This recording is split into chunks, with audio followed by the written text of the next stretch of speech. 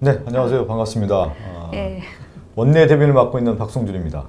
예, 더불어민주당 원내대변인 홍정민입니다. 네, 이 프로그램이 매우 인기 있다고 들었거든요. 아, 제목이 대변인들의 수다예요. 근데 홍정민 의원님께서는 수다 잘 하시나요? 아니, 잘 못합니다. 네. 저도 이제 방송을 오래 했지만 수다는 잘 안 해봤던 것 같아요. 그렇지만 오늘 최선을 다해서 우리가 수다를 떨어보도록 하죠. 네. 아, 이게 대변인들의 네. 수다라 대수다래요, 약간. 대수다. 네. 그동안 이제 그 과거의 대변인 두 분들이 어떻게 봤는지 이제 오늘 저희가 첫 무대이기 때문에 걱정도 되면서 최선을 다해서 좀 하도록 하겠고요. 먼저 좀 소개를 할 필요가 있을 것 같아요.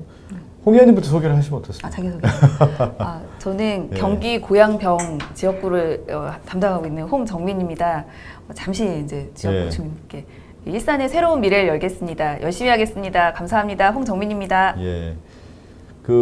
저는 중구 성동구 의뢰 박성준입니다. 지난 3월 2일 전략국청이 돼서 그 지역에서 선거운동을 열심히 하고 앞에 보라고 지금 계속 얘기하고 있네요. 카메라가 이제 몇 대가 있는데 어딜 쳐다봐야 될지 모르겠네요. 정면을 보면 된다고 얘기를 하네요. 그래서 이제 4월 선거를 하고 지역에서 뿌리를 내려서 당선이 된 다음에 제가 당당히 돌아왔는데 그 이후에 이제 대변인을 맡게 됐단 말이에요. 네. 네, 대변인 맡는 과정이 홍정민 대변인이나 저나 김태년 원내대표님과는 인연이 그렇게 있지는 않았는데 그래도 대표님이 저희를 선택해 주셔서 충실히 지금 대변인을 맡고 있지 않습니까? 네, 기자분들이 제일 궁금해하시더라고요. 만날 때마다 어떤 연유로 대변인이 되셨냐 예. 질문을 하셨는데 둘 다 그냥 이렇게 아무런 인연이 없었지만 어쩌다 보니 된 걸로. 네.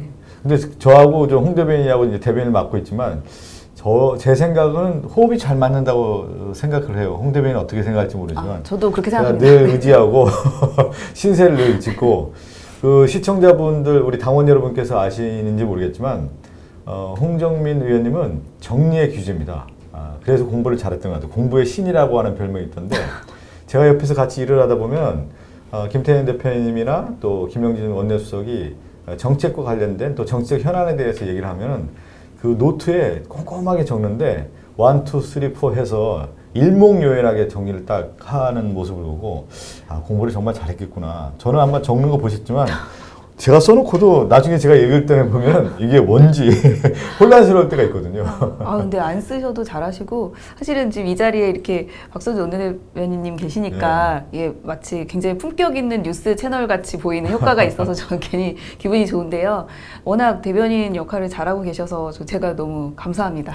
그래도 이제 우리가 이제 대변을 하면서 저도 이제 첫 정치 활동하면서 또 방송은 좀 오래 했지만 대변이 뭔가 그리고 정치 최전선에 나서서 정치 현안들을 알기 쉽게 또 기자들에게 얘기를 해야 되고 또 대국민에게 이제 전달을 해야 되기 때문에 상당히 이제 부담되는 면이 있더라고요. 그리고 현안을 정확하게 이제 파악을 해야 되는데 가끔 놓쳐서는 안 되겠다라는 그 강박관념이 매우 강하다 보니까 잘해야 된다는 어떤 생각도 좀 가게 되고요. 어떠셨어요? 네. 저도 부담이 크고 아까 이제 어제 잠을 못 주무셨다고 그러는데 저도 자주 잠을 이루지 못할 정도로 그럴 때가 있죠. 요즘에 특히 원구성 문제로 힘들었고 그러니까 이게 내일 회의가 열릴 것인지 열리면 이제 어떻게 그러네요. 되는지 이런 부분에 대해서 늘 고민이 되죠.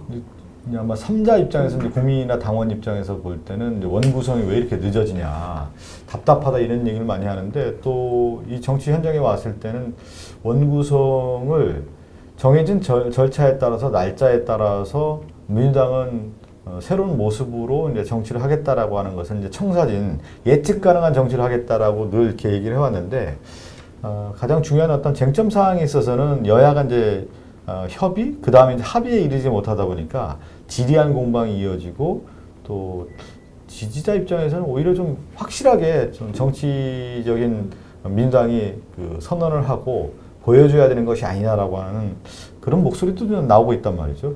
그렇죠. 저도 이렇게 원구성이 굉장히 안 되고 이번에 준법 국회를 이루자 이렇게 해서 봤는데 실제로 그 법이 그 처음에 되고 이제 총선 첫 이제 국회 같은 경우는 개원 후 뭐 7일 이내 7일에 이렇게 원구성 그러니까 뭐 개원을 하고 의장도 선출하고 그 그렇죠. 3일 후에 상임위원장 선출하도록 돼 있는데 처음에 뭐 훈시 규정이라는 막 미래통합당에서 말을 했는데 그 당시에 입법 취지 속기록을 보니까 이게 하도 첫 개원이 안 되다 보니까 법에 이렇게 직접 날짜를 규정해 놓자라고 해서 규정을 여야가 합의로 규정을 했다고 해요. 그래서 이게 몇십 년 전에 만든 규정이 꽤 오래된 규정이더라고요. 그렇죠. 그럼에도 불구하고 지금까지도 그 관행이 아직도 낡은 관행이 진행되고 그 법대로 이루어진 적은 단 한 번도 없었다는 게 굉장히 안타깝죠. 아무래도 이제 원구성의 이제 가장 큰 쟁점은 이제 법사위원장이었는데 이제 저희들이 이제 방송도 많이 하고 또 관련된 내용들을 좀 많이 전달했지만 그동안 이제 법사위원장의 역할이 뭐였느냐, 여야 이제 대치 국면에 있었을 때 특히 이 법안에 대한 내용뿐만 아니라 체계작구 심사권이라고 하는 내용들을 워낙 이제 많이 얘기해서 우리 당원들은 다 알 텐데 체계라고 하는 경우는 실제 이제 법의 어떤 위법성이라든가 헌법에 위배되는지 그리고 이제 작구라고 하는 것은 용어에 이제 문제가 있는지 이걸 이제 심사해야 되는데 이제 법사위원회에서 이 체계작구 심사권을 가지고 기존의 야당이 여당의 어떤 정책을 추진하는 데 있어서 이제 발목을 잡고 있었다라는 거잖아요. 그렇죠. 그래서 이 부분을 좀 개혁해야 되고 또 하나는 책임 있는 정당이 되기 위해서는 이 법사위원장을 여당이 맡아서 실질적인 어떤 정책을 통해서 국민에게 다가가는 정치를 해야 된다라는 것이 그렇기 때문에 이제 일하는 국회를 만들어야 된다는 것이 민주당의 입장이었는데 야당은 관례라는 얘기를 들어서 여야의 어떤 협의 과정에서 제대로 되지 않는 그 사실 뭐 정확한 어떤 입장 표현이 제대로 안 되다 보니까 원구성의 지리한 공방이 이어졌습니다. 네. 그 법사위가 사실 정말 그러니까 그 주호영 대표님도 그렇고 야당의 주장에 따르면 실제로 위원을 심사하기 위해서 뭐 어쩔 수 없다, 체계 작구다라고 하는데 그러니까 올해 5월 기준으로 법사위에 상정됐던 한 188건 중에 실제 아예 그러니까 계류 다른 상임위를 통과했던 188건 중에 실제로 아예 상정조차 안 된 법이 60% 정도 되더라고요. 그 얘기는 체계작구를 심사하느라 붙잡고 있었던 게 아니라 상정을 안 시키고 그냥 이렇게 묶어만 뒀던 그리고 법사위를 그러니까 보류만 하고 있었던 게 아니라 이 여당의 사과가 있을 때까지 법사위를 무기한 열지 않겠다 이런 식의 입시때 때 이거는 체계작구 심사권하고 전혀 상관없는 명백히 그 상관없는 거잖아요. 그 지금 이제 이제 당원 여러분께서 댓글을 좀 달아주고 있는데 민주당 입장에서는 정확한 로드맵을 제시를 해서 그 정책을 추진해야 된다. 또 강력한 어떤 힘을 보여준다라는 얘기를 하시는 분들이 좀 많이 계셔서 저도 이제 같은 생각이고요. 그동안에 이제 야당과의 협의를 하고 합의를 이끌어가는데 상당히 온 힘을 기울였고 가합의안을 이루지 않았습니까?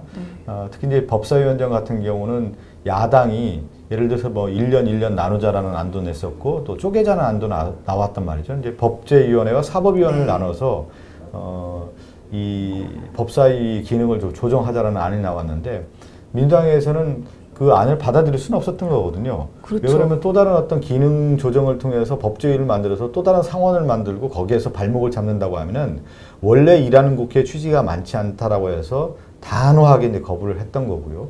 또 하나는 협의를 하다 보니까 야당의 주장도 어느 정도 받아들여야 되기 때문에 법사위원회 같은 경우는 2년 동안은 상반기에 여당인 민주당이 맡아서 그 책임지는 정치를 하고 후반기 2년이 있는데 이 후반기 2년은 대통령 선거가 있기 때문에 대통령 선거에서 승리한 집권 여당에게 법사위원회, 그러니까 법사위원장을 맡도록 한 가합의안을 냈는데 주호영 원내대표가 이 가합의안에 대해서는 어느 정도 이제 수긍을 하고 합의안까지 만들었지만 실질적인 합의안을 들고 통합당에 갔을 때는 다시 거부되고 거절되는 네. 그런 악순환 고리가 있다 보니까 상당히 지리하게 여기까지 왔던 거죠. 그렇죠. 저희 지금 체제에서는 사실 네. 이해가 되지 않는데요. 예. 지금 원내대표와 원내대표단 그리고 이제 의총에서도 그렇고 굉장히 활발하게 이제 논의가 되고 네네. 결정이 됐는데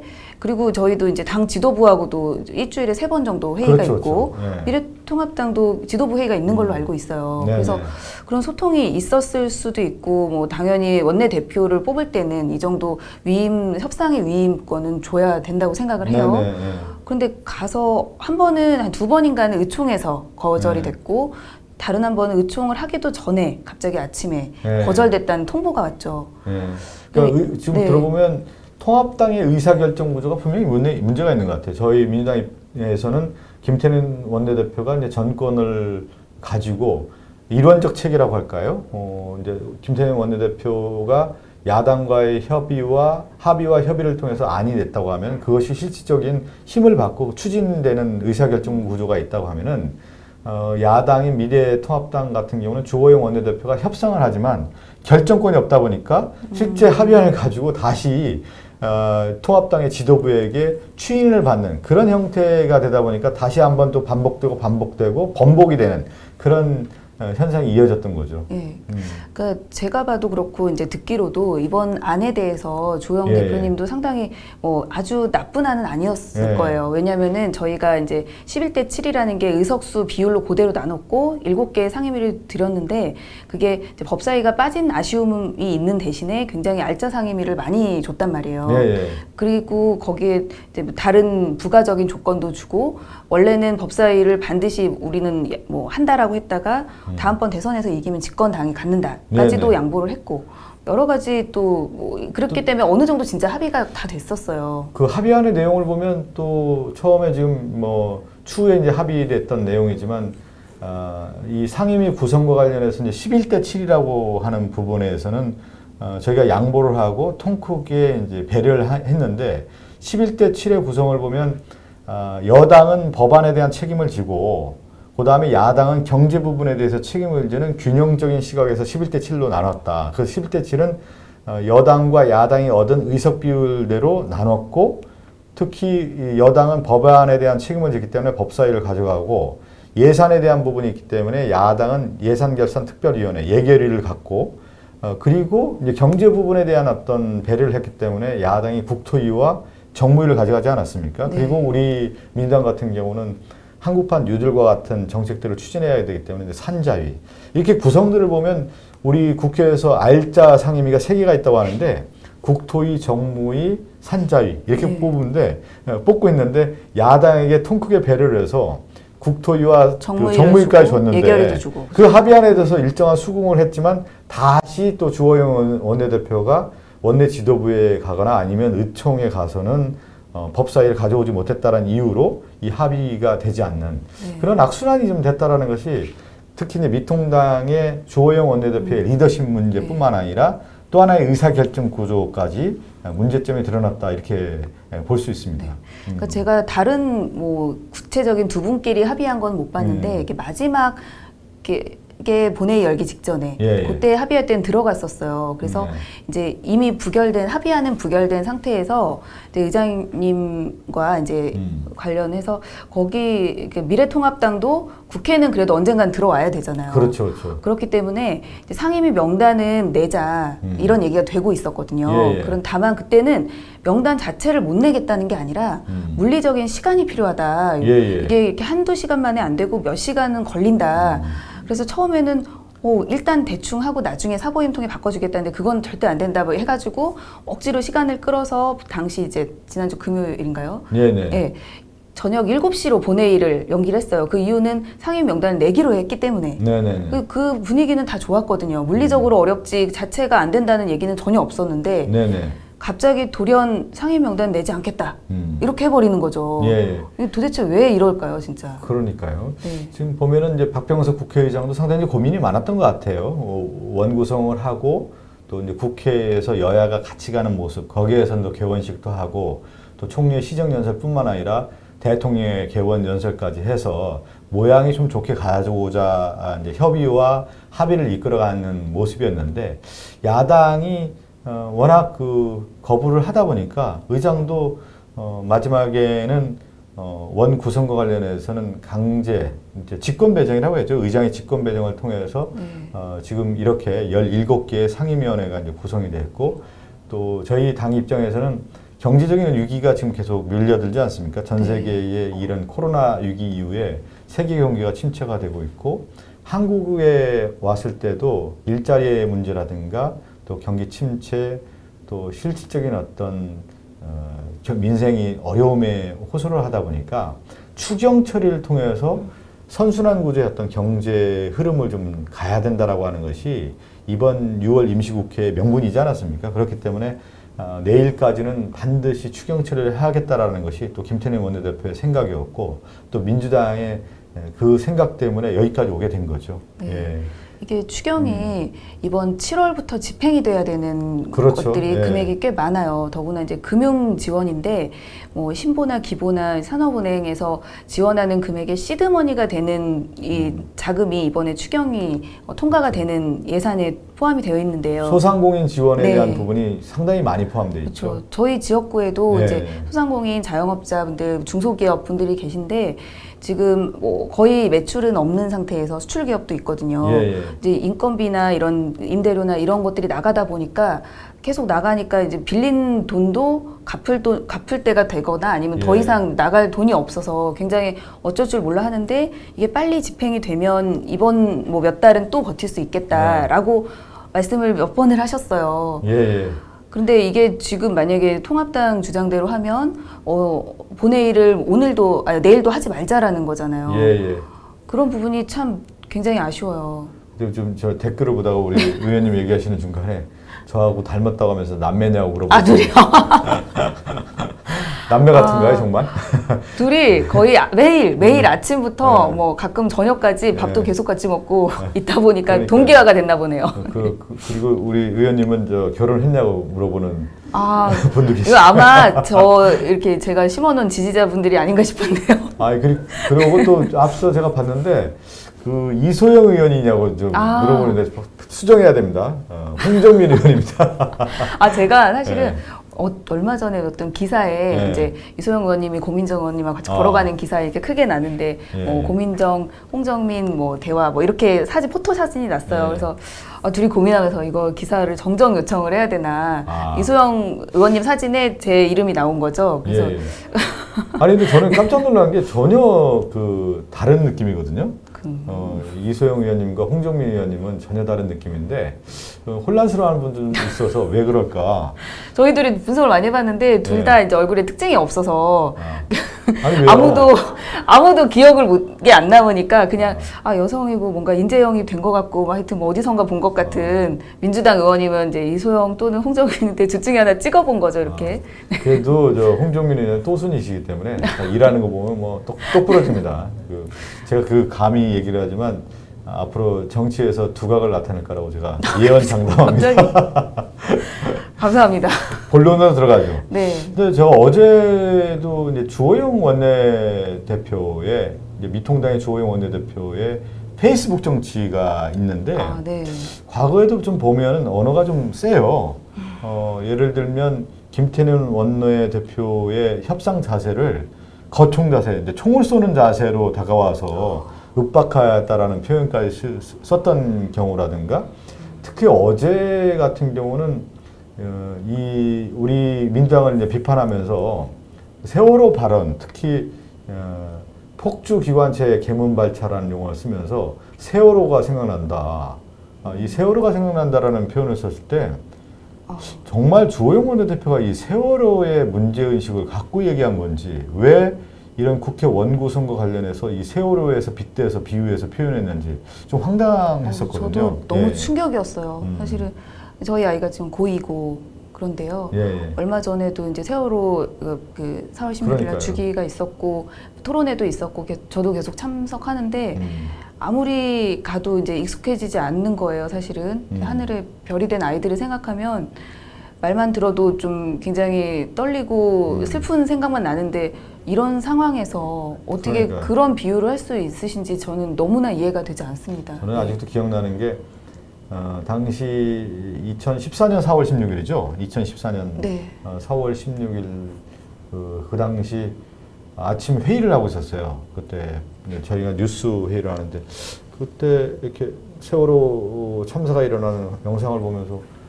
딱 그런 느낌이 들었거든요. 저 큰일 났다. 근데 당시에 이제 뉴스에서는 다 전원 구조라고 나왔는데 저는 감각적으로 아니 아닐 건데 라는 생각을 했었거든요. 그러면서 그때의 생각이 들면 그때 모습 보면 그냥 저절로 이제 눈물이 나고 네.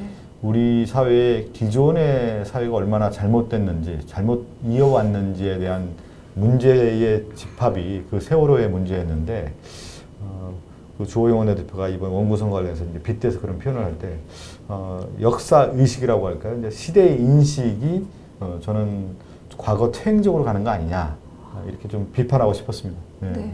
너무 네.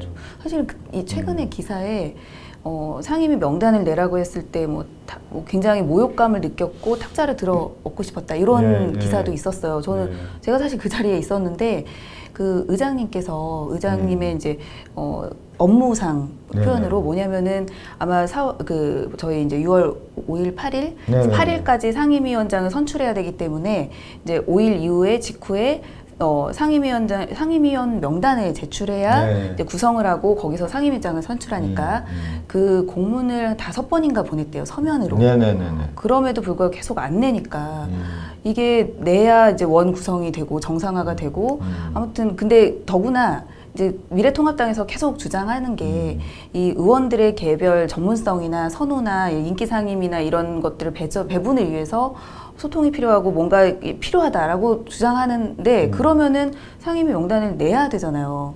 그런데 그 명단은 또 나중에 이제 들어보니까 그렇죠, 김성원 그렇죠. 네. 의원님 말 따로 또 준비는 하고 있대요. 네네. 그러니까 안 하고 있는 것도 아니었어요. 20% 30% 작업을 하고 있지만 근데 왜 못 내냐? 그거는 언젠가 들어갈 나중을 위해 대비하는 거지 내려고 작성하는 건 아니다. 이게 무슨 말인지 모르겠어요. 그리고 또 하나는 뭐냐면 최영두 대변인도 어제 미통대 최영두 대변인이 그런 얘기를 했잖아요. 네.